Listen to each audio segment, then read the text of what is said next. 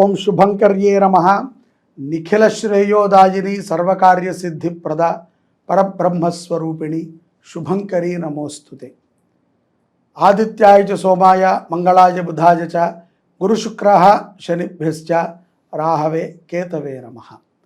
2025 జనవరి నుంచి డిసెంబర్ వరకు ఉన్నటువంటి గోచార ఫలితాలని సంపూర్ణంగా మనం తెలుసుకుందాము. ఇప్పుడు ఇందున మీరందరూ కూడా గుర్తుపెట్టుకోవాల్సిన విషయం ఏమిటంటే, మానవ సంకల్పానికి మించి ఏ గ్రహస్థితి మన మీద ప్రభావాన్ని చూపటంలో తక్కువే.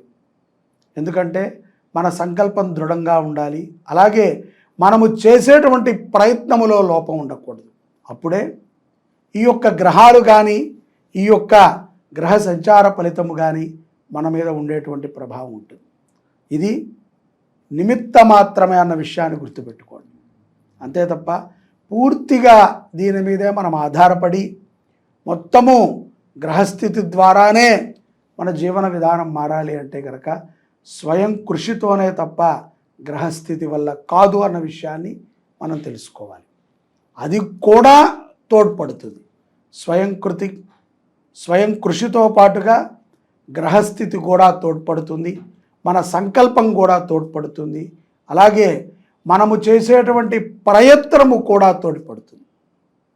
ఇవన్నీ కలిస్తేనే మనము గ్రహచారము యొక్క అనుగ్రహాన్ని పరిపూర్ణంగా పొందగలుగుతాం. లేని ఎడల అది ఏదైతే గనక గోచారం చెప్పిందో అదే జరగకపోతే మనం ఇబ్బంది పడకూడదు, అది జరిగినా మనం ఇబ్బంది పడకూడదు. అది తెలుసుకోవటం అనేటువంటిది ఒక అలవాటుగా మనం చేసుకున్నాం కాబట్టి తెలుసుకోవాలి. తస్మాత్ జాగ్రత్తగా ఉండాలి, విజయాలని పొందాలి. 2025 సంవత్సరం జనవరి నుండి డిసెంబర్ వరకు కూడా ధనుస్సు రాశి వారికి ఉన్నటువంటి గోచార ఫలితాలను తెలుసుకుందాం. ఈ యొక్క ధనుస్సు రాశి వారికి 2025 సంవత్సరం ఆదాయము 5, వ్యయము కూడా 5, రాజ్యపూజ్యం 1, అవమానము కూడా 5. ఈ యొక్క ధనుస్సు రాశి జాతకులకి గోచారము రీత్యా ఈ యొక్క 2025 సంవత్సరం ప్రారంభం నుంచి అంతిమం వరకు కూడా అనేక రకములైనటువంటి అనుభవాలు జరుగుతూ ఉంటాయి. ప్రతిదీ కూడా మన మంచికే. అన్ని అనుభవాలని మిశ్రమించి మీరు ఒక ఆయుధంలా తయారవుతారు. ముఖ్యంగా న్యాయ వ్యవస్థ యందు విజయాన్ని పొందటం తథ్యం. మీ తప్పు లేకపోతే, మీ తప్పు ఉంటే చెరసాలకి వెళ్ళటము కూడా ఖాయం.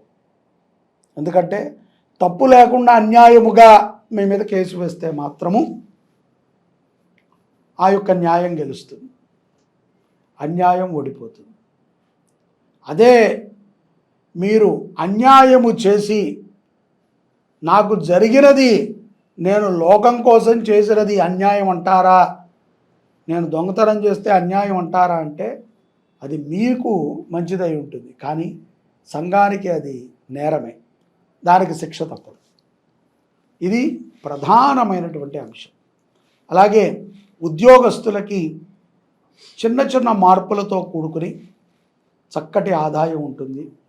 అలాగే స్థిరమైనటువంటి ఆస్తుల కొనుగోలుపై వ్యామోహం పెరుగుతుంది. మన అనుకున్నటువంటి వ్యక్తుల కోసం ఏ సమయంలోనైనా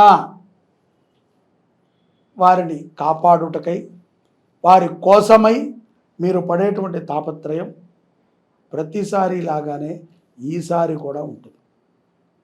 దాని నుంచి కొన్ని గుణపాఠాలు నేర్చుకుంటారు, కొంత నీతి నేర్చుకుంటారు, కొంత చెడు విషయాలను కూడా తెలుసుకుంటారు.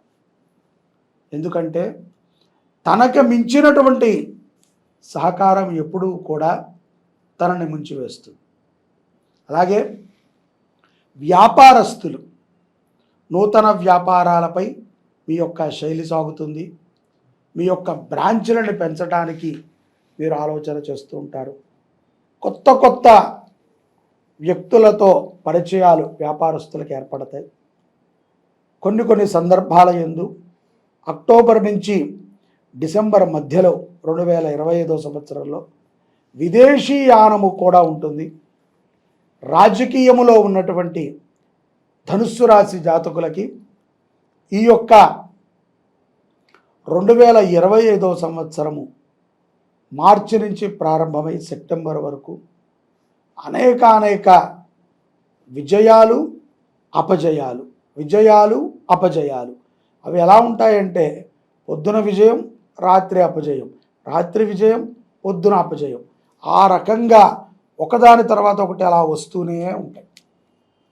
తద్వారా మీ యొక్క మెదడు కానీ మీ ఆలోచన కానీ చాలా మార్పుని గమనించవచ్చు. ధనుస్సు రాశిలో ఉన్నటువంటి రియల్ ఎస్టేట్ వ్యాపారస్తులకి, రాజకీయ నాయకులకి తప్పనిసరిగా చెప్తున్నాను, మీరు కనుక సద్భావనతో మీ ఇష్టదైవాన్ని లేదా మీకు నచ్చినటువంటి దేవుడికి, మీ కులదైవానికి విశేషమైనటువంటి ఆరాధన కర్తవ్యాలను జరిపించండి. అదిను అహంకారం లేకుండా శత్రువుతో సహా అందరినీ ఆహ్వానం పలికి వారి సన్నిధిలో ఆ క్రతువుని చేయండి. ఎన్ని గొప్ప విజయాలు రానున్న రోజులలో మీరు అనుభవిస్తారో చూడవచ్చు. అలాగే రాజకీయ నాయకులు, మీ పైనున్నటువంటి అధికారులు కానీ మిమ్మల్ని శాసించేటువంటి నాయకులు కానీ మీకు కొంత ఇబ్బంది వాతావరణాన్ని గురి చేస్తారు ఈ జనవరి నుంచి జూలై మాసం వరకు. దానిని తట్టుకోవాలి. అలాగే తప్పించుకు తిరుగువాడు ధన్యుడు సుమతి అన్నట్టుగా ప్రతి దాంట్లో కూడా వేలు పెట్టి మనము మొత్తం అంతా కూడా కలికేయకూడదు. మనకి తెలియని విషయాన్ని తెలియదు అని ఒప్పుకోవటం మంచిది. బ్రాహ్మణుని పూజించండి. బ్రాహ్మణ సంరక్షణ కోసం ఏదైనా ఒక సేవ చేయండి. అలాగే రియల్ ఎస్టేట్లో ఉన్నటువంటి వారు కూడా భూమికి సంబంధించినటువంటి వారాహి యజ్ఞము కానీ, వారాహి దేవాలయ దర్శనము కానీ, వారాహి అభిషేకము కానీ ఇత్యాది వాటిని విశేషముగా చేయండి. తప్పనిసరిగా దివ్యమైనటువంటి ఫలితాలు. ఏదో చిన్నగా ఫ్లాట్లు అమ్ముకునేటువంటి వాళ్ళు, లేకపోతే రియల్ ఎస్టేట్ గురించి ప్రచారం చేసేవారు గురించి కాదు నేను చెప్పేది. పెద్ద ఎత్తున పెద్ద వెంచర్లకి ఓనర్లుగా ఉంటారు చూశారు వాళ్ళు, అటువంటి వాళ్ళు చేయాలి. చేసి బ్రాహ్మణుని పూజించండి. తద్వారా 2025 సంవత్సరం ధనుస్సు రాశి వారు దివ్యమైనటువంటి అనుగ్రహాన్ని నాయకులు, రియల్ ఎస్టేట్ వారు పొందగలుగుతారు. ఇక మిగతా వారందరూ కూడా, అంటే స్త్రీలు కానీ పురుషులు కానీ ఎవరైనా అనారోగ్య సమస్యలు వచ్చినా ఏవి ఉన్నా సరే మీ ఇష్టదైవాన్ని మాత్రం వీడకుండా అర్చన చేయండి. ఇంట్లో ఇష్టదైవ చిత్రపటాన్ని పెట్టుకోండి. అన్యోన్య దాంపత్య విషయంలో కొన్ని సందర్భాల యందు ధనుస్సు రాశి జాతకులు కొంత సంబంధం లేనటువంటి వ్యక్తి మాట విని ఒక నిర్ణయాన్ని తీసుకుంటారు. అది చాలా ప్రమాదాన్ని తెచ్చిపెడుతుంది ధనుస్సు రాశి వారికి. మీ యొక్క దాంపత్య జీవితంలో అన్యోన్యత చాలా ప్రధానత. మీరు ఎవరికి మీ యొక్క జీవితంలోకి ఆహ్వాన పలకూడదు. అలా అని చెప్పి మీ ఏవైతే రహస్యాలు ఉంటాయో, ఇంటి విషయాలు ఉంటాయో వీటిని అనవసరమైనటువంటి వ్యక్తులతో చర్చించటము వృధా. సంతాన లాభాన్ని కూడా ధనుస్సు రాశి జాతకులు పొందుతారు. మీ యొక్క దాంపత్య జీవితంలో కానీ ఇతర కుటుంబ విషయాలలో కానీ మీ నిర్ణయాలు ఏకమై ఉండాలి. భార్యాభర్తల యొక్క నిర్ణయం ఒకటే అయి ఉండాలి.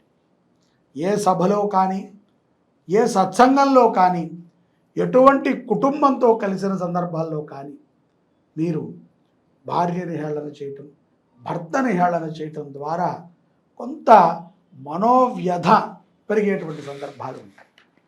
కాబట్టి తస్మాత్ జాగ్రత్త.